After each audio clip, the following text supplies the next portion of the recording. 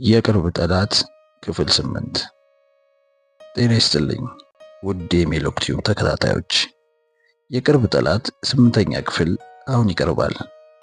ከዛ በፊት ግን ለቻናሉ አዲስ የሆናችሁ ሰዎች ሰብስክራይብ በማድረግ ፍቅራችሁን ግለጹልን። እናመሰግናለን። የቅርብ ጠላት ክፍል 8። ኤልሳቤት ተሸብራለች። ብዙ ጊዜ አባቷ የሚሰራበት የዙሪኩ ዋና መስሪያ ቤት መጣለች። ይሁንና ሁልጊዜ ጎብኚ ነበረች። ስልጣኑ የሱ ነበር።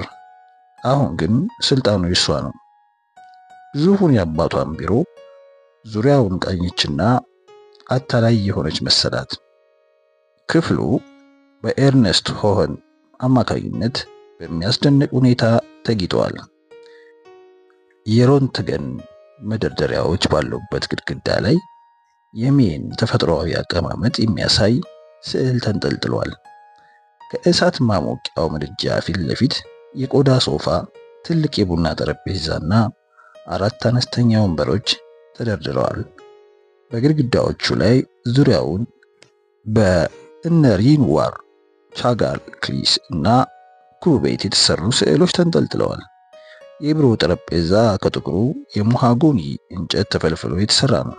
አጠገቡ ትልቅ አነስተኛ ጠረጴዛ አለ። ይህ ጠረጴዛ በዓለም ዙሪያ ከሚገኙት የተለያዩ ኩባንያዎች ጋር ከሚያገናኙ በርካታ መስመሮች ጋር የተጠላለፉ ስልኮችን ይዟል። ሁለቱ ቀይ ስልኮች ምስጢራዊ ንግግር ለማድረግ የሚያስችሉና ድምፅን የሚቀዳ ቴፕ እንዲሁም ሌሎች መሳሪያዎች ተገጥሞላቸዋል። ከቢሮው ጠረጴዛ ኋላ የሽማግሌው ሮቪ ፎቶግራፍ ተሰቅሏል። ከውስጥ ያለው በር ከጥድ የተሰሩ ቁም ሳጥኖችና ማሳቢያዎች ወዳሉበት ትልቅ የመልበሻ ክፍል ይወስዳል። አንድ የሆነ ሰው የሳምን ልብሶች ከዚያ አውጥቷቸው ስለነበር ኤልሳቤት ተደሰተች። ከእብነ በረድ የተሰራ የመታጠቢያ ገንዳና የቁም ሳጥን የገላ መታጠቢያ ወዳለው የመታጠቢያ ቤት ስትገባ ከውሃ ማሞቂያው አጠገብ የተንጠለጠሉትን አዳዲስ የቱርክ ፎጣዎች ተመለከተች። የመድኃኒት ማስቀመጫው ባዶ ነው። አባቷ በሕይወት እያለ በዕለቱ ይገለገልባቸው የነበሩት አነስተኛ ቁሳቁሶች በሙሉ ወደ ሌላ ቦታ ተወስደዋል።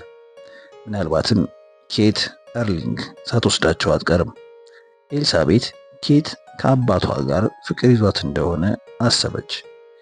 ይህ የኩባንያው ፕሬዝዳንት ቢሮ አንድ ትልቅ በእንፋሎት የመታጠቢያ ክፍል፣ በአግባቡ የተደራጀ ጂምናዚየም፣ ፀጉር መቁረጫ ክፍልና 100 እንግዶችን የሚይዝ የመመገቢያ አዳራሽ አለው። የውጭ ሀገር እንግዶች ሲጋበዙ ትንሽ የሀገራቸው ባንዲራ ጠረጴዛው ላይ ባለው አበባ ማስቀመጫ ላይ እንዲቀመጥላቸው ይደረጋል። ከዚህ በተጨማሪ ሳም ይገለገልበት የነበረው በግድግዳ ላይ ስዕሎች ያሸበረቀ የግል የመመገቢያ ክፍል አለ።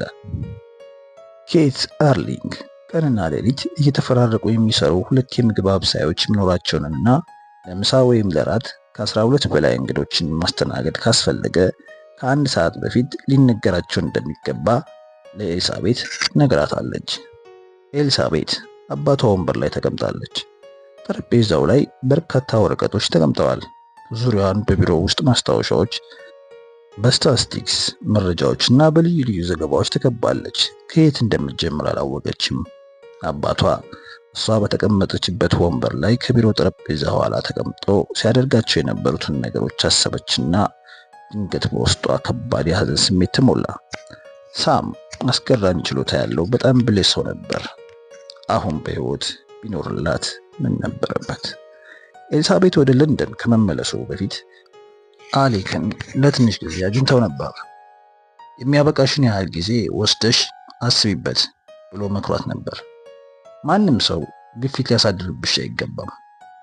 ስሜቷን ተረድቶላታል። ኤሌክ የኩባንያው አክሲዮን ለሽያጭ እንዲቀርብ ድጋፍ ማድረግ የሚገባኝ ይመስላል ብላ ጠይቀዋለች።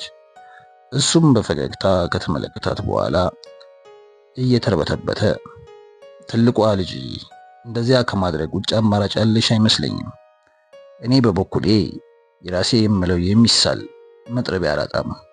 አክሲዮኖቹ ካልሸጥናቸው በስተቀር ምንም አይጠቅሙንም። አሁን የቀረን ያንቺ ውሳኔ ነው። ይህ ደግሞ በራስሽ ፍላጎት የሚወሰን ይሆናል ብሏት ነበር። ኤልሳቤት በግዙፉ ቢሮ ውስጥ ለብቻዋ ተቀምጣ ንግግራቸውን አስታወሰች። ድንገት ወደ ኤሌክስ ስልክ የመደወል ፍላጎት አደረባት። ሐሳቤን ቀይሬያለሁ ብትለውስ ከዚያ በኋላ ሁሉም ነገር ያበቃለታል። ይህ ቦታ የሱ አይደለም። ለቦታው ብቁ ሆና የምትገኝ አልመስልሻለም። በትንሹ ጠረጴዛ ላይ ወዳሉት የውስጥ ለውስጥ መገናኛ ቁልፎች ተመለከተች። በአንዳቸው ላይ ሪስ ዊሊያምስ የሚል ጽሑፍ አለ። ኤልሳቤት ላፍታ ከራሷ ጋር ስትሟገት ቆየችና ቁልፉን ቁልቁል ተጫነችው። ሪስ አጠገቧ ተቀምጦ ይመለከታታል። ኤልሳቤት ምን እያሰበች እንደሆነ በትክክል ታውቃለች። ሁሉም ምን እያሰቡ እንደሆነ ታውቃለች። ሁሉም ያለ ሰላም እንደተቀመጠች አድርገው ያስባሉ። ዛሬ ጠዋት ስብሰባው ላይ የጣልሽው ቦምብ በጣም ከባድ ነበር አላት ሪስ። ካበሳጨኋቸው በጣም አዝናለሁ። ሪስ ጥርሶቹን በሙሉ እስኪታዩ ድረስ ከንፈሮቹን ለጥጦ በፈገግታ አያት። እረ ማበሳጨት የሚለው ቃል በቂ አይደለም። ሁሉንም ነበር ያስደነገጥሻቸው። ጨረታው ይፋ ሊወጣ ተዘጋጅቶ ነበር። ለአጭር ጊዜ አተኩሮ ተመለከታት። ሊዝ ላለመፈረም ያስወሰነች ምክንያት ምን ነበር? ከደመ ነፍሳዊ ስሜቷ በስተቀር ሌላ ምንም ምክንያት እንደሌላት እንዴት ትግለጽለት? ብትነግረው ይስቅባታል። ደግሞም ሳም የሩፊን ልጆች አክሲዮን በጨረታ መሸጥ ይቃወም ነበር። ምክንያቱም ማወቅ አለባት። ሪስ ሐሳቧን ያወቀባት ይመስል ቅማያትሽ ኩባንያው ከቤተሰቡ እጅ እንዳይወጣ ሲል የወጪ ሰዎችን ለማሸሽ ይህ አሰራር ተግባራዊ አድርጎታል። ይሁንና የዚያን ጊዜ ኩባንያው በጣም ትንሽ ነበር። አሁን ነገሮች ተለውጠዋል። አሁን ሮፊና ልጆቹ በዓለም ላይ ካሉት የመድኃኒት አምራች ኩባንያዎች ውስጥ ትልቁ ነው። የመጨረሻዎቹን ውሳኔዎች የሚወስነው በአባትሽ ቦታ ላይ የተቀመጠው ሰው ነው። ይሄ ደግሞ በጣም ከባድ ኃላፊነት ነው አላት። ኤልሳቤት ወደሱ እየተመለከተች ከጉዳዩ እንድትወጣ እየነገራት እንደሆነና እንዳልሆነ አሰላሰለች። ትረዳኛለህ? እንደምረዳሽ ታውቂያለሽ። እፎይታ ተሰማት። ምን ያህል ልትተማመንበት እንደምትችልም ተገነዘበች። መጀመሪያ ማድረግ ያለብን ሪስ መናገር ጀመረ። አንቺን እዚህ ወዳሉት ፋብሪካዎች መውሰድ ይሆናል። የዚህን ኩባንያ አካላዊ መዋቅር ታውቂያለሽ? ብዙም አላውቅም። እውነቱን እየተናገረች አይደለም። ኤልሳቤት ባለፉት ጥቂት ዓመታት ከሳም ጋር በመሆን ስለ ሩፊና ልጆቹ ኩባንያ አሰራር ብዙ እውቀት ለማግኘት በምትችልባቸው በርካታ ስብሰባዎች ላይ ተገኝታለች። ይሁንና የሪስ አመለካከት ለመስማት ፈለገች። ሊዝ ኩባንያችን ከመድኃኒቶች ላይ ሌላ ብዙ ነገሮች ያመርታል። ኬሚካሎችን፣ ሽቶዎችን፣ ቫይታሚኖችን፣ የፀጉር ቀለማትን፣ የተባይ መከላከያዎችን፣ የመዋቢያ ቅባቶችንና የባዮ ኤሌክትሮኒክስ መሳሪያዎችን እናመርታለን። የምግብ ምርቶችንና የእንስሳት ማዳበሪያዎችን ማምረቻ ክፍሎችም አሉ። ኤልሳቤት ሁሉንም ነገሮች ብታውቅም ሪስ እንዲነግራት ተወችው። ለሐኪሞች የሚሰራጩ መጽሔቶችንም እናሳትማለን። ከዚህ በተጨማሪ ለሕክምና ስራ የሚያገለግሉ ማጣበቂያዎች፣ ፕላስተሮችን፣ የህንፃዎችን ደህንነት የሚጠብቁ መሳሪያዎችንና ፕላስቲክ ፈንጆችንም እንሰራለን። ኤልሳቤት ሪስ በሚናገርበት ጊዜ እየተመሰጠ መሄዱን አውቃለች። ከድምፁ የአባቷን አይነት የኩራት ቅላጼ የተሰማት አባቷን አስታወሰችው። ሮፊና ልጆቹ ከ100 በሚበልጡ ሀገራት ውስጥ በርካታ ፋብሪካዎችና ኩባንያዎች አሉት። የሚናገሩን እየተረዳችው መሆኑን ለማረጋገጥ እንደፈለገ ሁሉ ንግግሩን አቆመ። ሽማግሌው ሳሙኤል ስራውን የጀመረው በአንድ ፈረስና በቤተ ሙከራ ብልቃት ብቻ ነበር።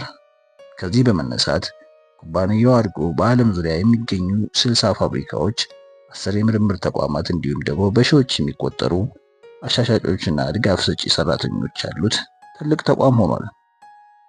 ኤልሳቤት ከሐኪሞችና ከሆስፒታሎች ጋር የሚሰራውን ስራ የሚያቀላጥፉት እነዚህ ሰራተኞች እንደሆኑ ታውቃለች። ባለፈው ዓመት በዩናይትድ ስቴትስ ብቻ ከ14 ቢሊዮን ዶላር የበለጠ ገንዘብ ለመድኃኒቶች መግዣ ውሏል። እኛም ከዚህ ገንዘብ ውስጥ ጥሩ የገበያ ድርሻ አግኝተናል።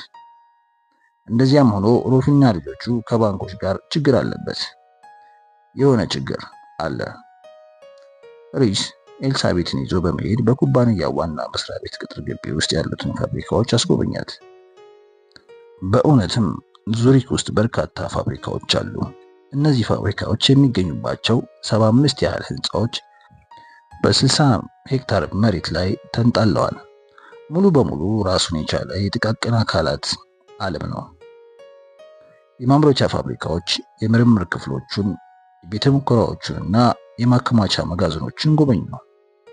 ሪስ ለምርምር የሚያገለግሉ ለዓለም አቀፍ የማስታወቂያና የምርት ክፍሎች የሚውሉ ተንቀሳቃሽ ምስሎች ወደሚሰሩበት ትልቅ ስቱዲዮ ወሰዳትና እነዚህ ከዋነኞቹ የሆሊውድ ስቱዲዮዎች በበለጡ ፊልሞችን እንጠቀማለን አላት።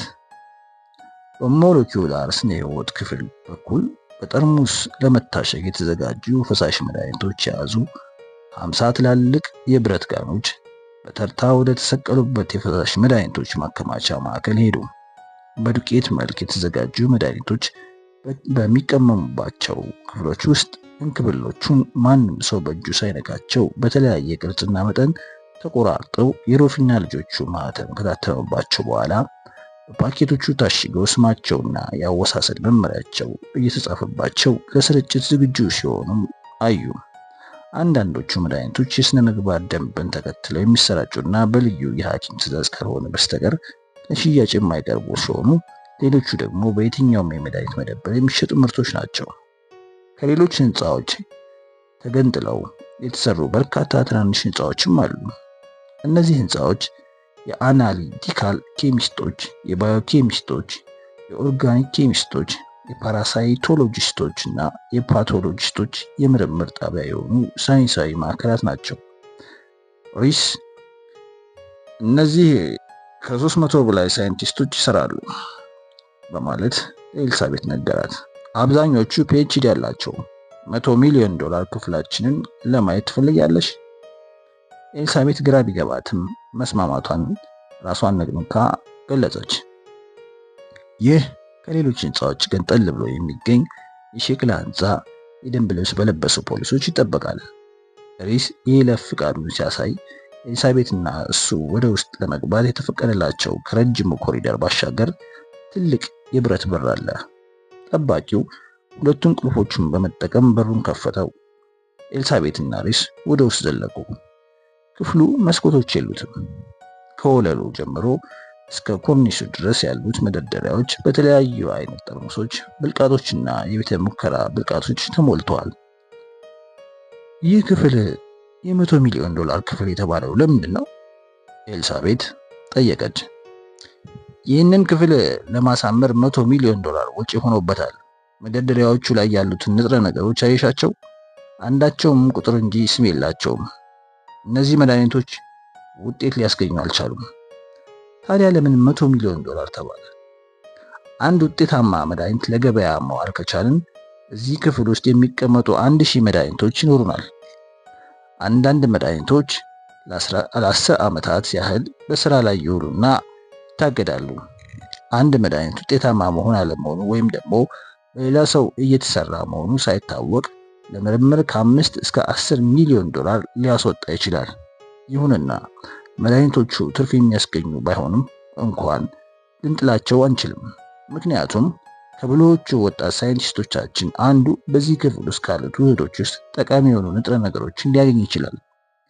በዚህ ክፍል ውስጥ የሚወጣው ገንዘብ መጠን ያስደነግጣል። ነይ የኪሳራ ክፍሉን ላሳይሽ አላት ሪስ። ይህ ክፍል የሚገኘው በሌላ ህንፃ ውስጥ ሲሆን ጠባቂዎች የሉትም። እንደ ሌሎች ክፍሎች በጠርሙሶችና በብልቃጦች የተሞሉ መደርደሪያዎች አሉት። እዚህም ብዙ ኪሳራ ይደርስብናል አላት። ይሁንና አሰራርና እቅዳችን በዚህ መልክ በመሆኑ ምንም ለማድረግ አይቻልም። አልገባኝም። ሪስ ወደ አንዱ መደርደሪያ ሄደና አንድ ጠርሙስ አነሳ። ቦቱሊዝም የሚል ጽሑፍ ተለጥፎበታል። ባለፈው ዓመት በዩናይትድ ስቴትስ ውስጥ ስንት ሰዎች በተመረዙ የታሸጉ ምግቦች የተነሳ ለበሽታ እንደተጋለጡ ታውቂያለሽ? 25 ሰዎች ብቻ። ይሁንና እኛ ይህንን መድኃኒት ለማምረት በሚሊዮኖች የሚቆጠር ዶላር አውጥተናል። ሌላ ጠርሙስ አነሳ። ይሄ የእብድ ውሻ በሽታ ማርከሻ መድኃኒት ነው። ይህ ክፍል የሞሉት በእባብ በመንደፍና በመርዛማ እጽዋት የተነሳ ለሚደርሱ ብዙ ጊዜ ለሚያጋጥሙ በርካታ በሽታዎች መፈወሻነት የሚያገለግሉ መድኃኒቶች ናቸው። ለወታደራዊ ኃይሎችና ሆስፒታሎች በማከፋፈል ነፃ አገልግሎት እንዲሰጥባቸው እናደርጋለን። ኤልሳቤት ይህንን አሰራር ወድጄዋለሁ አለች። ሽማግሌው ሳምም ይህንን አሰራር እንደሚወዱ ታሰበች። ሪስ ወደ እንክብል ማምረቻው ክፍል ወሰዳት።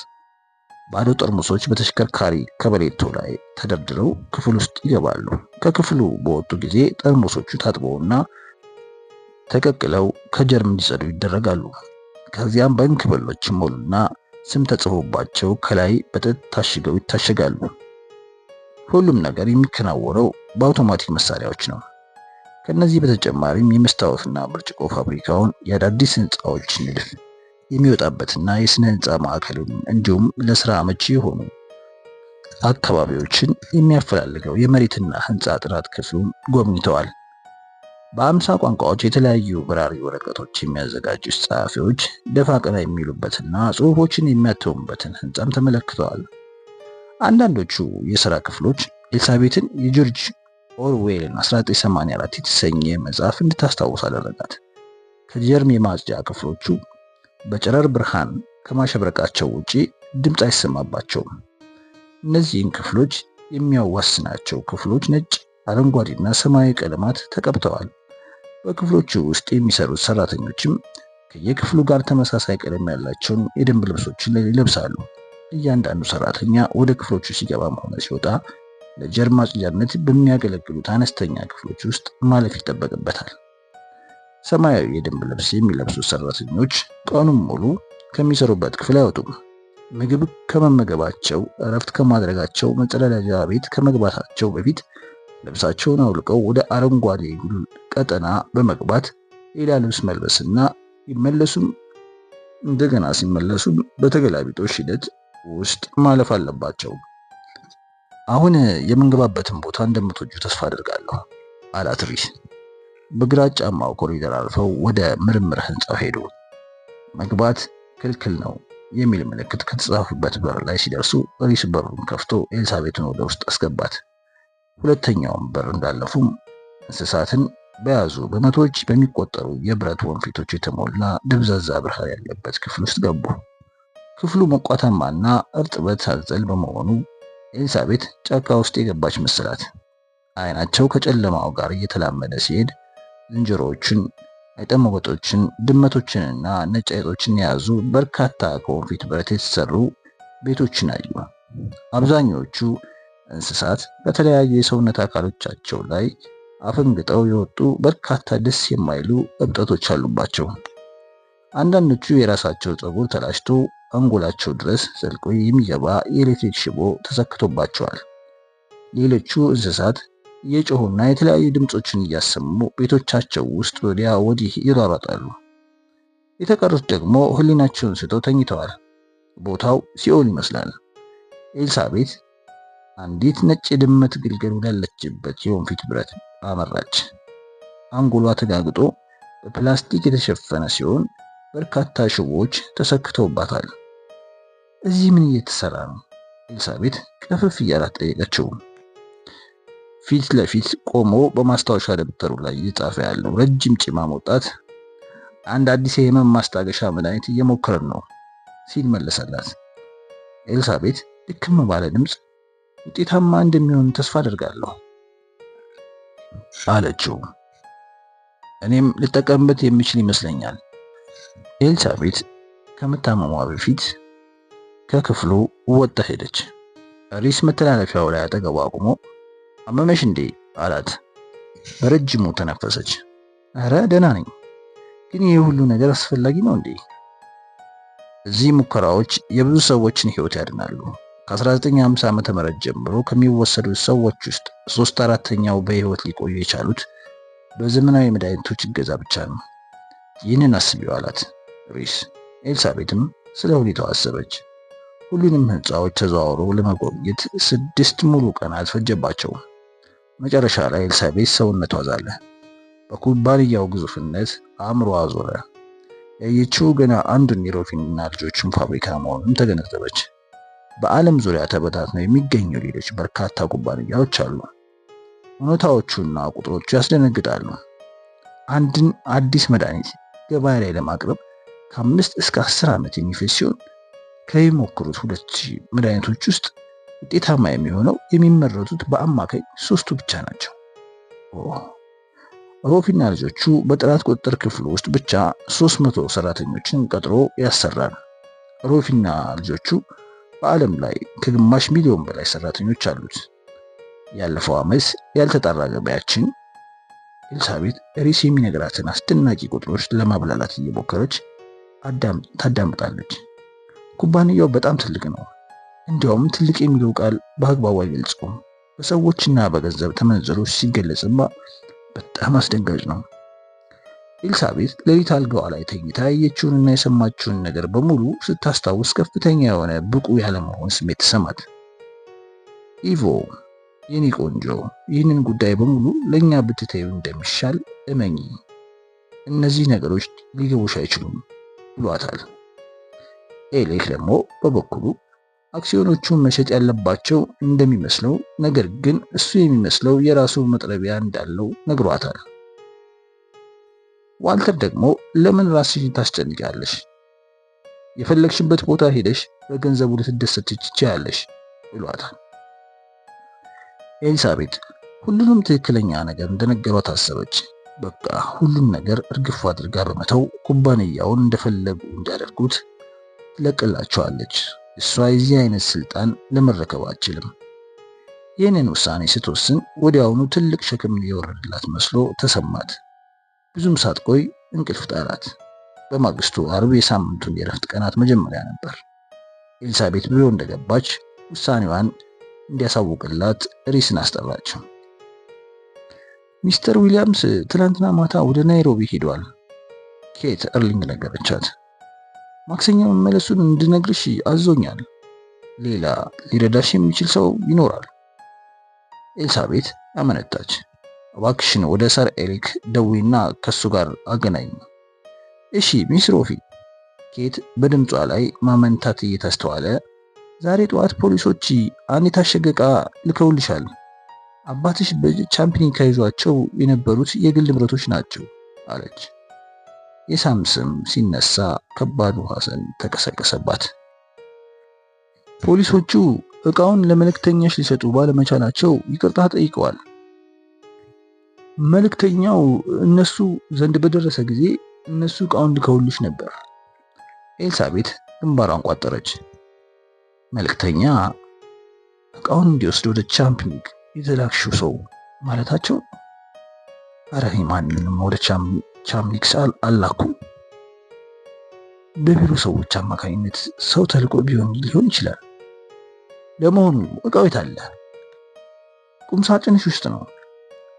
በቁም ሳጥኑ ውስጥ የሳምን ልብሶች የያዘ ቪቶን ሻንጣና የተቆለፈ የእጅ ቦርሳ አገኘች። የቦርሳው ቁልፍ ከጎኑ ላይ በፕላስተር ተጠብቋል። ምናልባት የኩባንያው ዘገባዎች ሊኖሩበት ይችላሉ። እነዚህን ወረቀቶች ለሪስ ትሰጣቸዋለች። ከዚያም ሪስ ሀገር ውስጥ አለመኖሩን አስታወሰች። እሷም የሳምንቱን የመጨረሻ ቀናት ወጣ ብላ ለማሳለፍ ወሰነች። ወደ እጅ ቦርሳው ተመለከተችና የሳም የግል ንብረት ሊኖር እንደሚችል አሰበች። እሷ መጀመሪያ ከፍታ ብታየው ይሻላል። ኬተርሊንግ የውስጥ ለውስጥ መነጋገሪያውን አንጨረረች። ሚስ ሮፊ በጣም አዝናለሁ። ሰር ኤሌክ ለጊዜው ቢሮዎቻቸው ውስጥ የሉም። እባክሽን ሲመጣ እንድደውይልኝ መልእክት ተይለት። በሳርዲና ቪላ ውስጥ ያገኘኛል።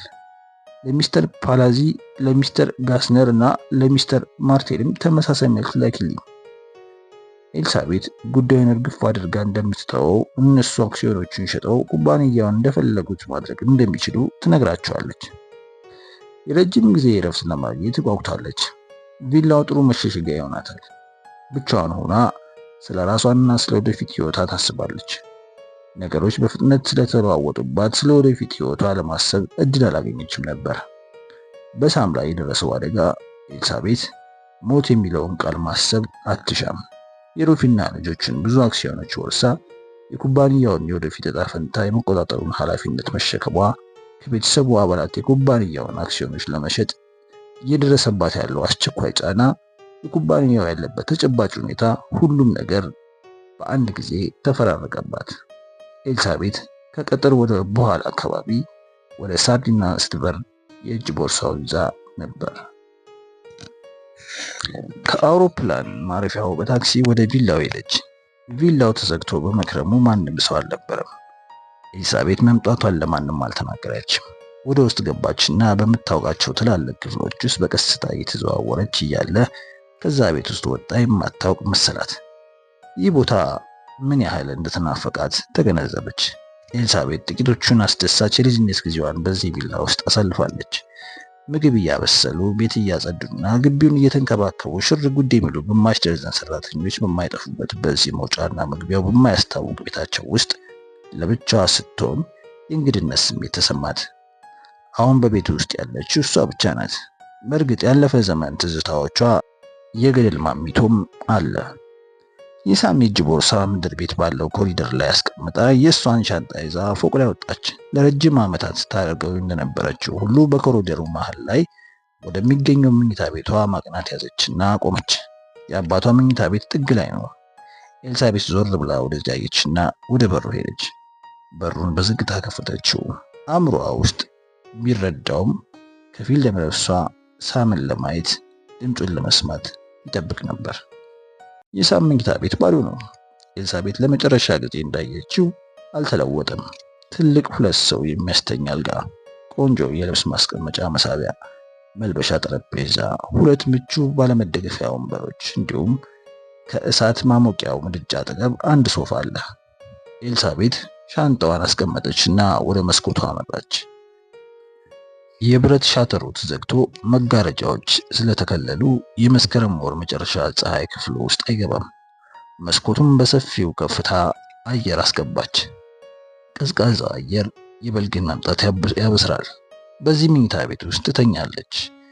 ኤልሳቤት ወደ ምድር ቤቱ ሄዳ ቤተ መጻሕፍት ውስጥ ገባች። ከምቹዎቹ የቆዳ ወንበሮች በአንዱ ላይ ተቀምጣ በእጆቿ አሻሸችው። ከአባቷ ስብስብ ሲኖራቸው ሪስ በዚህ ወንበር ላይ ይቀመጥ ነበር። ስለ ሪስ አሰበችና ካጠገቧ ቢኖር ተመኘች። በፓሪስ እራት የጋበዛት በኋላ ወደ ክፍሏ ተመልሳ ደጋግማ ሚስስ ሪስ ዊሊያምስ ብላ መጻፏን አስታወሰች። ኤልሳቤት እምር ብላ ከወንበሯ ላይ ተነሳችና ወደ ጠረጴዛው ሄዳ በቀስታ ሚስስ ሪስ ዊሊያምስ ብላ ጻፈች። ፈገግ ብላ የጻፈችውን ከተመለከተች በኋላ ጮክ ብላ በአሁኑ ሰዓት እንደኔ አይነት የጅል ተግባር የሚፈጽም ስንት ደደቦች ይኖሩ ይሆን በመጠየቅ በራሷ ላይ አላገጠች። ሪስን ከሀሳቧ ለማውጣት ብትሞክርም ከአእምሮ አልወጣ ብሎ በደስታ ያጽናናት ነበር። ተነስታ ቤቱ ውስጥ መንጎራደድ ያዘች። የእንጨት ምድጃና ሁለት የጋዝ ምድጃዎች ያሉበትን ዘመን ያለፈበት ወጥ ቤት እየተዘዋወረች ተመለከተች። ወደ ማቀዝቀዣው ሄዳ ከፈተችው። ባዶ ነበር። ቤቱ ዝግ ስለነበር ባዶ እንደሚሆን ገምታ ነበር። የማቀዝቀዣው ባዶ መሆን አስራባት። ሳጥኖቹን ከፍታ ስትፈልግ ሁለት በትናንሽ ቆርቆሮ የታሸገ ዓሳ፣ ግማሽ ጠርሙስ የቡና ዱቄትና ያልተከፈተ የብስኩት ፓክ አገኘች። ኤልሳቤት የሳምንቱን የመጨረሻ የእረፍት ቀናት በዚህ የማሳለፍ እቅድ ካላት እቅድ ማውጣት እንደሚገባ ታሰበች። በየጊዜው በመኪና ወደ ከተማ እየሄደች በሆቴል ከመመገብ ይልቅ በካሪዲፒ ቮልፕ ከሚገኙ ትናንሽ ሱቆች ወደ አንዱ ሄዳ ለበርካታ ቀናት የሚሆናት በቂ ምግብ መግዛት አለባት። በመኪና ማቆሚያው ውስጥ ሁልጊዜም ክፍት ጂፕ ይኖራል። በወጥ ቤቱ የኋላ በር በኩል ወጣ ጥግ ላይ ከተንጠለጠሉት የመኪና ቁልፎች አንዱን አውርዳ ወደ መኪና ቤቷ አመራች። መኪናው ነዳጅ ይኖረው ይሆን? ቁልፉን አዙራ የነዳጅ ማስጫውን ረገጠች። ወዲያውኑ ሞተሩ ድምፅ አሰማ። ስለዚህ ችግሩ ተወገደ። ጠዋት ወደ ከተማ ሄዳ የሚያስፈልጋትን የምግብ ሸቀጦች ትሸምታለች። ተመልሳ ወደ ቤት ሄደች። በመተላለፊያው ላይ ያለው የወለል ንጣፍ ከእግሯ ጋር ሲነካካ የሚፈጥረው ድምፅ ያስተጋባል። አሌክ ቢደውልላት ተመኘች። ልክ በዚሁ ቅጽበት ስልኩ ሲያንቃጭል ድምፁ አስደነግጣት። ወደዚያው ሄዳ አነሳችው። ሄሎ ኤልሳቤት፣ ኤሌክ ነኝ። ኤልሳቤት ከት ብላ ሳቀች። ምን ደስ የሚያስል ነገር ተገኘ? ብነግርህ አታምንም። የት ነህ? ግሉስተር ውስጥ ነኝ። ኤልሳቤት እሱን የማግኘት ድንገተኛ ጉጉት አደረባት። ኩባንያውን አስመልክቶ የደረሰችበትን ውሳኔ ልትነግረው ጓጓች። ይሁንና በስልክ ስለዚህ ጉዳይ ልትነግረው አልፈለገችም። ኤሌክ አንድ ሁለት ዓመት ትሰራልኝስ? እሺ እንደምልሽ ታውቂያለሽ። ወደዚህ መጥተህ የሳምንቱ የመጨረሻ የእረፍት ቀናት አብረን ብናሳልፍ ስለ አንድ ጉዳይ ላዋይ ይፈልጋለሁ።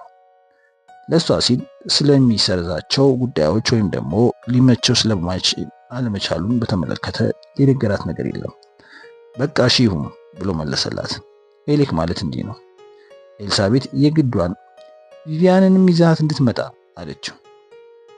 እሷ እንኳን መምጣት የምችል አይመስለኝም። ማለቴ ለንደን ውስጥ ጉዳይ ሳይኖራት አይቀርም። እኔ ደግሞ ጠዋት መድረስ እችላለሁ። ቅር ይልሻል? አረ በፍጹም። ስንት ሰዓት እንደምትደርስ ባውቅ በአውሮፕላን ማረፊያው ድረስ መጥቼ እቀበልሃለሁ። ችግር የለም። በታክሲ መምጣቱ ይቀለኛል። መልካም፣ በጣም አመሰግናለሁ ኤሌክ። ኤልሳቤት መነጋገሪያውን ስታስቀምጥ ጥሩ ስሜት ተሰማት። ትክክለኛ ውሳኔ ላይ መድረሷን ታውቃለች። እዚህ ኃላፊነት ላይ የወደቀችው ሳም ተተኪውን ለመምረጥ ጊዜ ከማግኘቱ በፊት ስለሞተ ነው። ኤልሳቤት ቀጣዩ የሮፊና ልጆቹ ኩባንያ ፕሬዝዳንት ማን ሊሆን እንደሚችል አሰላሰለች። ይህንን የሚወስኑት የቦርዱ አባላት ናቸው። እንደ ሳም ሆና ስታስበው በአእምሯ ውስጥ ያንቃጨለባት የሪስ ዊሊያምስን ነበር። ሌሎች በያሉበት ክልል ብቃት ያላቸው ሰራተኞች ቢሆንም የኩባንያውን አጠቃላይ ዓለም አቀፋዊ አሰራር ጠንቅቆ የሚያውቀው ሪስ ዊሊያምስ ብቻ ነበር። ሪስ ብልህና ለቦታው ብቁ የሆነ ሰው ነው። በእርግጥ ሪስ ከኩባንያው የአሰራር ደንብ አንጻር ፕሬዝዳንት ለመሆን ብቁ አለመሆኑ ይታወቃል። ምክንያቱም የሮፊ ቤተሰብ አባል ወይም ከቤተሰቡ አባል ጋር በጋብቻ የተሳሰረ አይደለም። ስለዚህ የቦርድ አባል እንኳን ሊሆን አይችልም። ኤልሳቤት ወደ ኮሪደሩ ስትሄድ የአባቷን የእጅ ቦርሳ አየች። ትንሽ አመነታች። አሁን ይህን ቦርሳ ከፍታ ብታየው ምንም ጥቅም የለውም። ኤሌክ ጠዋት ሲመጣ ለሱ ልትሰጠው ትችላለች። እንደዚያም ሆኖ በውስጡ የአባቷ የግል ንብረቶች ሊኖሩ ስለሚችሉ ወደ ቤተ መጻሕፍቱ ይዛው ሄደችና ጠረጴዛው ላይ አስቀምጣ በጎን በኩል በፕላስተር የተለጠፈውን ቁልፍ በማላቀቅ ዳርና ዳር ያሉትን ቁልፎች ከፈተች። መሃል ላይ አንድ ትልቅ ካኪ ፖስታ አለ። ኤልሳቤት ፖስታውን ከፍታ በካርቶን ሽፋን እንደነገሩ የተጠረዙትን በታይፕ የተጻፈባቸው ወረቀቶች አወጣች። ሽፋኑ ላይ ጎላ ብሎ የሚታየው ጽሑፍ አየች። ሚስተር ሳም ሮፊ የግል ሚስጥር ቅጂዎች የሉትም ይላል። አንድ የሆነ ዘገባ መሆኑ ግልጽ ቢሆንም ሳም ስላልጻፈበት ማን እንደተጻፈበት ማወቅ አልቻለችም። አለፍ እያለች ልታነባቸው ጀመረችና ፍጥነቷን ቀነሰች። ከዚያም ከናካቴው ማንበቧን አቆመች። የምታነባው ነገር ማመን አልቻለችም። ወረቀቶቹን ይዛ ወደ አንድ ባለመደገፊያ ወንበር አበራችና ጫማዎቿን አውልቃ እግሮቿን አጣጥፋ በመቀመጥ ገጾቹን ገልጣ እንደገና ማንበብ ጀመረች። እያንዳንዱን ቃላት ባነበበች ቁጥር ፍርሃት ውስጥ ተዘፈቀች። አስደናቂ ሰነድ ነው። ባለፉት ዓመታት በአከታታይ ስለተፈጸሙት ድርጊቶች የሚያወሳ ምስጢራዊ የምርመራ ዘገባ ነበር። ቺሊ ውስጥ የሮፊና ልጆቹ ንብረት የሆነ የኬሚካል ኩባንያ ፈንድቶ በአካባቢው ባለ 10 ስኩዌር ማይል ቦታ ላይ መርዛማ ንጥረ ነገሮች ተለቀዋል። በአደጋው በርካታ ሰዎች ከመሞታቸውም በላይ ሌሎች በመቶዎች የሚቆጠሩ ሆስፒታሎች ተወስደዋል። በአካባቢው የሚገኙት እንስሳት ሙሉ በሙሉ ሲሞቱ፣ እጽዋትም ተመርዘዋል። በዚህ የተነሳ በአካባቢው ይኖሩ የነበሩት ሰዎች በሙሉ ከስፍራው ለመልቀቅ ተገደዋል። በሮፊና ልጆቹ ላይ የተመሰረተው ክስም በመቶ ሚሊዮኖች የሚቆጠር ካሳ ያስከፍላል። ከሁሉ የበለጠ አሳሳቢ የሚሆነው ደግሞ ፍንዳታው ሆን ተብሎ መፈጸሙ ነው። ሪፖርቱን እንደሚከተለው ይነበባል። የቺሊ መንግስት አደጋውን አስመልክቶ ያደረገው ምርመራ ችኮላ ታይቶበታል። ባለስልጣናቱ ኩባንያው ሀብታም በመሆኑና አደጋው የደረሰባቸው ሰዎች ድሃ በመሆናቸው ኩባንያው በአፋጣኝ ካሳ መክፈል እንደሚገባው ሳይወስኑ አልቀሩም። የኩባንያው መርማሪዎች አደጋው ሻጥር እንዳለበትና የፕላስቲክ ፈንጂ በተጠቀሙ ግለሰቦች ወይም ግለሰብ ሆን ተብሎ መፈጸሙን በእርግጠኝነት ይናገራሉ። ይሁንና የመንግስት ባለስልጣናት ባላቸው አሉታዊ አመለካከት የተነሳ ሁኔታውን ማረጋገጥ አልተቻለም ይላል። ኤልሳቤት ይህንን አደጋ በሚገባ ታስታውሰዋለች። ጋዜጠኞችና መጽሔቶች ተጠቂዎችን ፎቶግራፍ የያዙ አሰቃቂ ታሪኮችን አውጥተዋል። በዓለም ዙሪያ ያሉ ዜና ዘጋቢዎች በሙሉ ሮፊና ልጆቹን ግዴለሽና ለሰው ልጆች ስቃይ ደንታ የማይሰጠው ኩባንያ እንደሆነ አድርገው ወንጅለውታል። ይህ ደግሞ የኩባንያውን ስም በኃይል ጎድቶታል። ቀጣዩ የዘገባው ክፍል የኩባንያው ሳይንቲስቶች ለበርካታ ዓመታት ስላካሄዷቸው ዋነኛ የምርምር ፕሮጀክቶች ያትታል። በዚህ ክፍል የተዘረዘሩት 4 ፕሮጀክቶች እያንዳንዳቸው በገንዘብ የማይገመቱ ጠቀሜታ አላቸው። የእነዚህም ፕሮጀክቶች ስራ ለማስኬድ በአጠቃላይ ከ50 ሚሊዮን ዶላር በላይ ወጥቶባቸዋል። ይሁንና ተንቀሳቃሽ የመድኃኒት አምራቾች ኩባንያዎች የፕሮጀክቱ ውጤት የሆኑትን ቀመሮች በመጠቀም ከሮፊና ልጆቹ ቀድመው ለመድኃኒቶቹ የባለ ንብረትነት ወይም ደግሞ የባለ መብትነት ማመልከቻ አስገብተዋል። ዘገባው ይቀጥላል። ይህ አይነቱ ሁኔታ የተፈጠረው አንድ ጊዜ ብቻ ቢሆን ኖሮ እንደ አጋጣሚ ሊቆጠር ይችል ነበር ይላል ዘገባው። በርካታ ኩባንያዎች በሚሳተፉበት በዚህ አይነት የሥራ ዘርፍ ብዙ ኩባንያዎች በተመሳሳይ የመድኃኒት አይነት ላይ ሊሰሩ መቻላቸው የማይታበል ሀቅ ነው። ይሁንና በጥቂት ወራት ውስጥ 4 የዚህ አይነት አጋጣሚዎች መፈጠራቸው በሮፊና ልጆቹ ኩባንያ ውስጥ ተቀጥሮ የሚሰራ አንድ ሰው የምርምር ውጤቶቹን ለተቀናቃኝ ኩባንያዎች እንደሚሰጥ ወይም እንደሚሸጥ ድምዳሜ ላይ ለመድረስ ያስገድዳል። የሙከራዎቹ በሚስጥር መከናወንና ከፍተኛ ጥበቃ በሚደረግላቸው በዓለም ዙሪያ በሚገኙ የተለያየ ቤተ ሙከራዎች ውስጥ መከናወናቸው ሲታሰብ ምርመራው ከዚህ ሴራ ጀርባ ያለው ግለሰብ ወይም ግለሰቦች ሚስጥራዊ መረጃዎችን የማግኘት ስልጣን እንዳለው ወይም እንዳላቸው ያመለክታል። በመሆኑም ምርመራ አድራጊዎች ለዚህ ሴራ ተጠያቂ የሆነው ወገን ማን ይሆን ማን በሮፊና ልጆች ኩባንያ የሥራ አስፈጻሚዎች አካል የስልጣን ተዋረድ ውስጥ ከፍተኛ ስልጣን እንዳለው ድምዳሜ ላይ ደርሰናል ይላል ዘገባው። በዚህ ብቻ አላበቃም። እጅግ በጣም በርካታ መርዛማ መድኃኒቶች የተሳሳተ ስም ተለጥፎባቸው ወደ ሌላ ሀገር እንዲላኩ ተደርገዋል። ሁኔታው ከማጣራቱም በፊት በርካታ ተጠቃሚዎቹ ስለሞቱ የኩባንያው ስም በይበልጥ ተጎድቷል። ይሁንና የዚህ አይነቱ ስህተት የት ቦታ እንደተፈጠረ ማንም ሰው ማወቅ አልቻለም። በከፍተኛ ደረጃ ጥበቃ ከሚደረግለት አንድ ቤተ ሙከራ ውስጥ ሰውን ሊገድል የሚችል መርዛማ ንጥረ ነገር ጠፍቷል። ሁኔታው በታወቀ በአንድ ሰዓት ጊዜ ውስጥም ማንነቱ ያልታወቀ ግለሰብ ታሪኩን ለጋዜጦች ይፋ በማውጣት በሮፊና ልጆቹ ላይ ከፍተኛ የስም ማጥፋት ዘመቻ ተከፍቷል ይላል። የቅጥር በኋላው ጥላ እየረዘመ ሄዶ የምሽቱ ጨለማ ተንሰራፍቷል። የሌሊቱ አየር በጣም እየቀዘቀዘ ነው። ኤልሳቤት በእጇ የያዘችውን ሰነድ ሙሉ በሙሉ ተመስጣ ታነባለች። ቤተ መጻሕፍቱ ሲጨልምም መብራት አብርታ ማንበቧን ቀጠለች። ባነበበች ቁጥር በፍርሃት ላይ ፍርሃት እየተደራረበባት መጣ። ዘገባው እጥር ምጥርን ብሎ በደረቅ ቋንቋ በቀረበ ቢሆንም እየተካሄደ ያለው ድራማ ሊሸሸግ አልቻለም። አንድ በግልጽ የሚታይ ነገር ነው። አንድ የሆነ ሰው በረቀቀ ዘዴ ሮፊና ልጆቹን ለመጉዳት ወይም ለማጥፋት በመሯሯጥ ላይ ነው። ኩባንያው ይላል። በኩባንያው የሥራ አስፈጻሚዎች አካል ውስጥ በከፍተኛ የስልጣን ተዋረድ ላይ የሚገኘው አንድ ሰው በዘገባው መጨረሻ ገጽ ግርጌ የአባቷ የእጅ ጽሑፍ ቁልጭ ብሎ ይታያል። የኩባንያው አክሲዮኖች እንዲሸጡ በእኔ ላይ ተጨማሪ ግፊት እየተደረገብኝ ነው። ሴረኛው መጠመድ አለበት። ሳም እንዴት ይጨነቅ እንደነበርና ድንገት ምስጢረኛ ሰው እንደሆነ አስታወሰች። ማንን ማመን እንዳለበት ለማወቅ ተቸግሮ ነበር። ኤልሳቤት የዘገባውን የመጀመሪያ ገጽ በድጋሚ ተመለከተችው። ቅጂዎች የሉትም ይላል። ዘገባው ከውጭ በመጣ መርማሪ ባለስልጣን ለመቅረቡ እርግጠኛ ነች። ስለዚህ በምን አይነት ከሳም በስተቀር ስለዚህ ዘገባ የሚያውቅ ሰው ማንም ሰው የለም። አሁን እሷ ይህንን ዘገባ አንብበዋለች። ሴረኛው ግለሰብ መጠርጠሩን አያውቅም። ሳም ማንነቱን አውቆ ይሆን? አደጋው ከመድረሱ በፊት ፊት ለፊት ተጋፍጦት ይሆን? ኤልሳቤት ይህንን ማወቅ አልቻለች። የምታውቀው አንድ ከሃዲ ሰው መኖሩን ብቻ ነው። በኩባንያው የሥራ አስፈጻሚዎች አካል ውስጥ በከፍተኛ ስልጣን ተዋረድ ላይ የሚገኝ አንድ ሰው። ማን? ሌላ ሰው በብዙ በተለያዩ መንገዶች በኩባንያው ላይ በርካታ ጥፋቶችን ለማድረስ ችሎታም ሆነ አጋጣሚው አይኖረውም። ሳም የኩባንያው አክሲዮኖች በጨረታ እንዲሸጡ ያልፈቀደው በዚህ ምክንያት ይሆን እንዴ?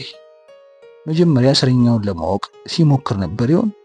የኩባንያው አክሲዮኖች አንድ ጊዜ ለሽያጭ ከቀረቡ እያንዳንዱ የኩባንያው እንቅስቃሴ ለመጤዎቹ በይፋ መነገር ስለሚኖርበት በሚስጥር ምርመራ ለማካሄድ አይቻልም። ኤልሳቤጥ ስለ ቦርዱ ስብሰባ አሰበች። ሁሉም የቦርዱ አባላት የአክሲዮኑ መሸጥ በፊርማዋ እንድታጸድቅ ግፊት ሲያደርጉባት ነበር። ድንገት የብቸኝነት ስሜት ወረራት። ስልኩ ጮክ ብሎ ሲንጨረር ዘላ ከመቀመጫዋ ላይ ተነሳች። ወደዚያው ሄደች፣ አነሳችው። ሄሎ፣ ሊዝ ሪስ ነኝ። መልእክትሽ ገና አሁን ነው የደረሰኝ። ድምፁን በመስማቷ በጣም ተደሰተች። ለምን እንደደወለችለት ድንገት ታወሳት። የኩባንያው አክሲዮኖች እንዲሸጡ በሰነዱ ላይ ልትፈርም መሆኗን ልትነግረው ነው። በአጭር ጊዜ ውስጥ ሁሉም ነገር ተለዋውጧል። ኤልሳቤጥ ኮሪደሩ ላይ ወደ ተሰቀለው የሽማግሌው ሳሙኤል ፎቶግራፍ አየች። ኩባንያውን የመሰረተውና የታገለለት እሱ ነው። የኤልሳቤጥም አባት የበለጠ ገንብቶት ወደ ግዙፍ ተቋምነት ቀይሮታል። ራሱን ለኩባንያው አሳልፎ በመስጠት መላው የህይወት ዘመኑን ኖሮለታል። ሪስ አለች ኤልሳቤጥ፣ ለማክሰኞ የቦርድ ስብሰባ እንዲጠራ ፈልጋለሁ። 8 ሰዓት ላይ ስብሰባው ይካሄድ። እባክህንም ሁሉንም በቦታው እንዲገኙ አድርግ። ማክሰኞ 8 ሰዓት። ሪስ ተስማማ። ሌላ ነገር አለ።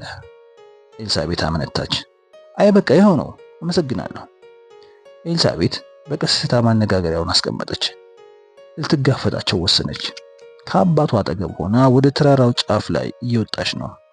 አባቷ ደጋግሞ ወደ ታች እንዳትመለከት ይነግራታል። እሷ ግን አልሰማችውም። ከታች ምንም ነገር አይታይም። ከፍተኛ የነጎድጓድ ድምፅ ይሰማል። ብዙ ሺህ ጫማ ርቀት ካለው ባዶ ቦታ በስተቀር የሚታይ ነገር የለም። ደማቅ ብርሃን ያለው መብረቅ እያስገመገመ ወደ እነሱ መጣ። መብረቁ በሳም ገመድ ላይ አርፎ በእሳት ሲያያይዘው ሳም ቁልቁል መውደቅ ጀመረ። ኤልሳቤጥ አባቷን መጨረሻ ወደ ሌለው ባዶ አየር ሲምዘገዘግ ስታይ መጮህ ጀመረች። ይሁንና ጩኸቷ በነጎድጓድ የእሳት ድምፅ ተውጦ ቀረ። ኤልሳቤጥ ድንገት ከእንቅልፏ ነቃች። የሌሊት ልብሷ በላብ እርሷል። ልቧ በኃይል ይመታል። ኃይለኛ ነጎድጓድ ድምፅ ስትሰማ ወደ መስኮቱ ተመለከተች። ዶፍ ዝናብ እየወረደ ነው። ነፋሱ ዝናቡን በተከፈተው ሰፊ መስኮት በኩል ወደ ውስጥ እያስገባው ነው። ኤልሳቤጥ በፍጥነት ከአልጋዋ ላይ ተነስታ በሩን በኃይል ዘጋችው። ሰማዩን ወደ ሞላው ጥቁር ደመና ስትመለከት መብረቁ አድማሱን አቋርጦ ያብለጨልጫል። እሷ ግን አላየችውም። ይልቅስ ስለ ህልሟ ታስብ ነበር። ጠዋት ነጎድጓዳማው ዝናብ ጋብ ብሎ በደሴቷ ላይ ዝናብ ያካፋል። ኤልሳቤጥ የአየሩ ሁኔታ የኤሌክን እንደሚያዘገየው ተስፋ አደረገች። ዘገባውን ካነበበች በኋላ አንድ ስለ ሁኔታው ልታናገረው የምትችለው ሰው ማግኘት አስፈልጓታል። እስከዚያው ግን ይህንን ዘገባ በአንድ አስተማማኝ ቦታ ለመደበቅ ወስናለች። ማማው ላይ ባለው የሳም ቢሮ ውስጥ ታዝናለ። ዘገባውን እዚያ ታስቀምጠዋለች። ኤልሳቤጥ ገላዋን ታጥባ አሮጌ ሱሪና ሹራብ ለብሳ ዘገባውን ለማምጣት ወደ ቤተ መጻሕፍቱ ሄደች። ዘገባው ግን በዚያ የለም። ክፍሉ በአውሎ ንፋስ የተመታ ይመስላል። ማታ ሲነፍስ የነበረው ኃይለኛው ንፋስ በሩን በኃይል ከፍቶት ወረቀቶቹና መጽሐፍቱን ወለሉ ላይ ስለበታተናቸው ክፍሉ ተተረማምሷል። በውሃ የራሱት ጥቂቶቹ የዘገባዎች ገጾች ምንጣፉ ላይ ነበሩ። ይሁንና የተቀሩት ገጾች ንፋስ ወስዷቸዋል። ኤልሳቤጥ መስኮቶቹ አጠገብ ቆማ ወደ ውጭ ተመለከተች። ሳሩ ላይ ምንም አይነት ወረቀት ማየት አልቻለችም። ንፋሱ በቀላሉ ወደ ገደሉ ሳይወስዳቸው አልቀረም። ቅጆች የሉትም። ሳም የቀጠረውን የመርማሪ ተቋም ስም ማግኘት ይኖርባታል። ምናልባት ኬት ኤርሊንግ ልትረዳት ትችላለች።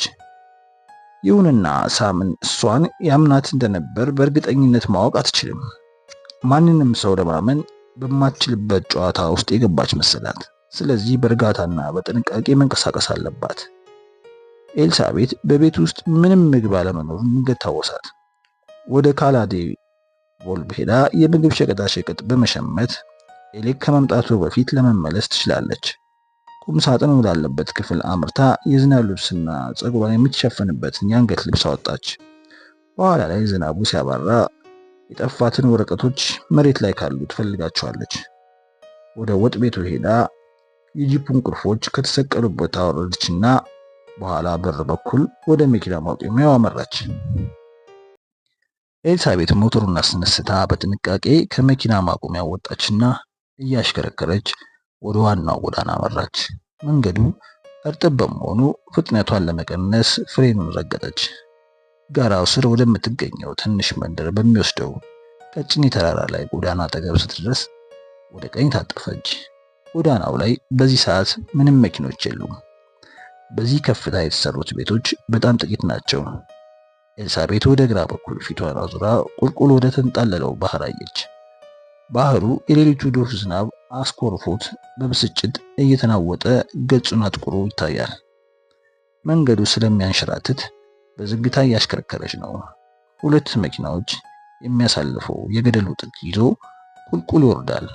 በስተግራ የተራራው አለት አፍጥጦ ይታያል። በስተቀኝ በኩል ከመቶ ጫማዎች በታች በባህሩ ውሃ ተንጣሏል። ኤልሳቤት በተቻላት መጠን ግራዋን ይዛ ታሽከረክራለች። ጂፑ ቁልቁል ሲንደረደር ፍሬኑን እየረገጠች ፍጥነቱን ለመግታት ትታገላለች። መኪናው ወደ አንድ ጠባብ ጠመዝማዛ የተቃረበ። ኤልሳቤት ከመቅጽበት የጂፑን ፍጥነት ለመቀነስ እግሮቿን ፍሬኑ ላይ አሳረፈች። ፍሬኑ አይሰራም። ይህንን ለመረዳት ረጅም ጊዜ ፈጀባት። እንደገና ያለ የሌለ ኃይሏን አሰባስባ ፍሬኑን ተጭና ረገጠችው።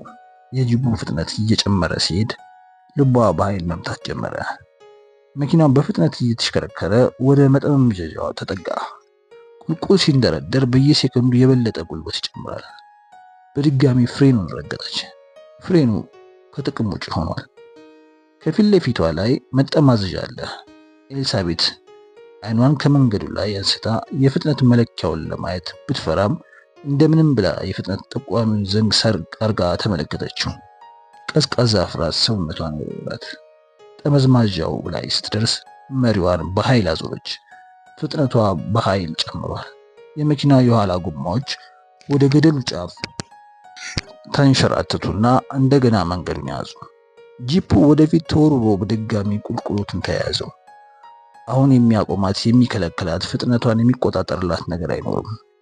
ጎማዎቹ በፍጥነት ሲሽከረከሩ ከፊት ለፊት ያሉት መጠማዘዣዎች የሞት ድግስ አዘጋጅተው ይጠብቋታል። አእምሯ የሆነ ማምለጫ ፍለጋ ፍጥኖን ለማሰብ ይፍጨረጨራል። ለመዝለልና ሕይወቷን ለማዳን አሰበች። እንደምንም ብላ የፍጥነት መለኪያ መሳሪያውን ገልመጥ አደረገች። አሁን በሰዓት 70 ማይል በሚሸፍን ፍጥነት መኪናው ያሽከረከራል። በአንድ በኩል ያገጠጠው የተራራ አለት፣ በሌላ በኩል ዥው ያለው ገደል መሃል ላይ የሷ መኪና ተጠምዷል። ኤልሳቤት ወዲያውኑ በሰው እጅ ልትሞት መሆኑ ታወቃት። አባቷን በሰው እጅ ሕይወቱ ማለፉ ገባት። ሳም ዘገባውን በማንበቡ ተገድሏል። እሷም ልትገደል ነው። እነሱን በጣም በመጥላቱ የዚህ አይነቱ አሰቃቂ ነገር ሊፈጸም የቻለው ነፍሰ ገዳይ ማን እንደሆነ የምታውቀው ነገር የላትም። ይሁንና እንግዳ ሰው ቢሆን ኖሮ ልታውቀው ትችል ነበር። ነፍሰ ገዳዩ እሷ የምታውቀውና እሱም የሚያውቃት ሰው መሆን አለበት። አእምሮዋ ላይ ፊቶች ብልጭ አሉላት። ኤሌክ፣ ኢቮ፣ ዋልተር፣ ቻርልስ አንዳቸው መሆን አለባቸው። በኩባንያው የሰራ አስፈጻሚ አካላት ውስጥ በከፍተኛ የስልጣን ተዋረድ ላይ የሚገኝ አንድ ሰው። ልክ እንደ ሳም ሁሉ የሷም አሟሟት በአደጋነት ይመዘገባል። ኤልሳቤት በዝምታ ማልቀስ ጀመረች። እንባዋ ከሚያካፋው ዝናብ ጋር ተቀላቅሎ በቁንጮቿ ላይ ይወርዳል። ለሷ ግን ማልቀሷ አልታወቃትም። የጂፑ መሪ ከቁጥጥሩ ውጭ ሆኖ የመኪናው ጎማ እርጥቡ ጎዳና ላይ ተንሸራተቱ። ኤልሳቤት መሪውን ለመቆጣጠር ታገለች። ከጥቂት ሴኮንዶች በኋላ ቁልቁል ወደ ገደሉ ተወርውራ ባህሩ ውስጥ እንደምትሰጥም ታወቃት። ስሮቿ ተተረተሩ። ከቁጥጥሯ ውጭ እየሆነ ያስቸገራትን መሪ አጥብቃ ያዘችባቸው። እጆቿ ደንዝዘዋል። በዓለም ላይ ከራሷ በስተቀር የራሷን ሕይወት ማዳን የሚችል ማንም ነገር አይኖርም። የተራራውን ጎዳና ይዞ ብቻውን ቁልቁል እየበረረ ባለው መኪና ውስጥ ተቀምጣለች። የሚቦርቀው ነፋስ መኪናው ላይ ዳንኪራ እየመታና አብራው እንድትነፍስ እየጎነታተላት ከገደሉ አፋፍ ባሻገር ቁልቁል ሊገፋት ይሞክራል። የጂፑን መሪ በኃይል ጠመዘዘችውና መኪናውን መልሳ ትክክለኛ አቅጣጫ ለማስያዝ ስትታገል የተማረችው ትምህርት ታወሳት። መሪውን ሁሌም ወደሚያንሸራትተው አቅጣጫ አዙሪው የሚል ድምፅ አቃጨለባት። የመኪናው የኋላ ጎማዎች ተገቢውን አቅጣጫ ስለያዙ ጂፑ ቁልቁል ተፈተለቀ። ኤልሳቤት የፍጥነት መለኪያውን በድጋሚ ሰረቅ አድርጋ አየችው። በሰዓት 80 ማይል። ፊት ለፊቷ የበቅርጽ ያለው ቁልቁለት መጠምዘዣ ታያት። እዚህ ላይ እንደሚያበቃላት አወቀች። በሷና በእውነታው መካከል የተጋረጠ ስስ መጋረጃ ያለ ይመስል አእምሮዋ ማሰብ አቆመ። የአባቷ ድምፅ ይሰማታል። እዚህ ጨለማ ውስጥ ምን እየሰራች ነው? አቀፋትና ወደ መኝታ ቤቷ ወሰዳት። ደግሞም በዳንስ መድረኩ ላይ ትወጣና ያለማቋረጥ ትሽከረከራለች። ማዳም ሄርቱርባ እየጮኸችባት ነው። ንፋሱ ይሆን እንዴ የሚጮህባት? ሪስ አጠገቧ አለ። አንዲት ሴት የ21ኛ ዓመት የልደት በዓሏን የምታከብረው ስንት ጊዜ ነው? ኤልሳቤት በድጋሚ ከሪስ ጋር እንደማትገናኝ አሰበችና ጮኻ ስሙን ተጣራች። ስሱ መጋረጃ ድራሹ ቢጠፋም አስፈሪው ቅዠት ግን እንዳለ ነው። ወደ ጠባቡ መጠማዘዣ የበለጠ ቀረበች። መኪናው እንደ ጥይት ይምዘገዘጋል። ወደ ገደሉ መወርወሯ ነው። በጸጥታ ሁሉም ነገር በፍጥነት እንዲከናወን ጸለየች። ይህን ጊዜ የበቅርጽ ወዳለው መጠማዘዣ ከመድረሷ በፊት በቀኝ በኩል የእሳት አደጋ ቢፈጠር ተራራው ላይ ያሉትን ዛፎች ከእሳት ለማዳን ተብሎ አለቶቹ ተፈልፍለው የተሰራውን መንገድ አየችው። መንገዱ ሽቅብ ወደ ተራራው ያስወጣል። በሴኮንዶች ሽርፍራፊ ውስጥ መወሰን አለባት። መንገዱ ወደ የት እንደሚወስድ አታውቅም። የምታውቀው ወደ ላይ ማስወጣቱን ብቻ ነው። ወደዚያ ብትሄድ ምናልባት የመኪናዋ ፍጥነት ሊቀንስና ከሞት የመትረፍ እድል ታገኝ ይሆናል። መሪዋን በኃይል ወደ ቀኝ አጠማዛ ወደ ቀኙ መንገድ አመራች። በመጨረሻዋ ቅጽበት ጂፑ መንገዱን ተከትሎ ሲያቀና የኋለኞቹ ጎማዎች ቢንሸራተቱም በጠጠር ንጣፍ ላይ አርፈው የነበሩት የፊተኞች ጎማዎች ተገቢውን አቅጣጫ ያዙ። መኪናው ሽቅቡ ገሰገሰ። ኤልሳቤት መኪናዋ ከቀጭኑ መንገድ ወጥቶ ከአለቶቹ ጋር እንዳያላትማትም ከመሪዋ ጋር ትታገላለች። ዳርና ዳር የተሰለፉት ዛፎች ቅርንጫፎች ፊቶቿንና እጆቿን ቧጠሯት። ወደፊት ስትመለከት የትርሃንያን ባህር ቁልቁለት ተንጣሎ ማየቷ ክው ብላ ደነገጠች። ቀጭኑ መንገድ በሌላ በኩል ወዳለው ገደል አፋፍ የሚወስድ ነበር። አሁን ምንም መዳኛ የላትም። ወደ ገደሉ አፋፍ የበለጠ እየቀረበች መጣች። ከጂፑ ውስጥ ዘላ እንዳትወጣ መኪናው በጣም ከባድ ፍጥነት እየገሰገሰ ነው። ፊት ለፊቷ የገደሉ ጫፍ ይታያታል። ከመቶ ጫማዎች በታች ባህሩ ተንጣሏል። ጂፑ ወደ ገደሉ አፋፍ ሲገሰግስ መሪው ከቁጥጥሯ ውጭ ሆነ። ኤልሳቤት ለመጨረሻ ጊዜ ያየችው ፊት ለፊቷ የተገተረውን ዛፍ ብቻ ነው። መላው ዓለም በፍንዳታ የተናወጠ መሰላት። ከዚህ በኋላ ድፍን ዓለም ቀጥ ብሎ ቆመ። ሰማይ ምድሩን ነጭ በረዶ ሸፍኖት ሁሉም ነገር ጸጥተኛና ሰላማዊ ሆነ።